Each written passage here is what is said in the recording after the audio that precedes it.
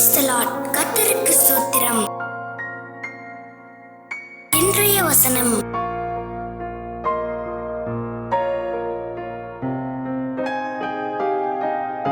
தீமோத்தேயு 6:6-9 போதும் என்கிற மனதுடனே கூடிய தேவ பக்தியே மிகுந்த ஆதாயம்.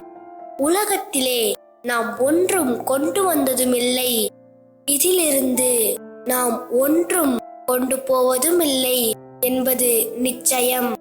உண்ணவும் உடுக்கவும் நமக்கு உண்டாயிருந்தால் அது போதுமென்றிருக்க கடவோம். ஐஸ்வர்யவான்களாக விரும்புகிறவர்கள் சோதனையிலும் கண்ணியிலும் மனுஷரை கேட்டிலும் அழிவிலும் அமிழ்த்துகிற மதிகேடும் சேதமுமான பலவித இச்சைகளிலும் விழுகிறார்கள்.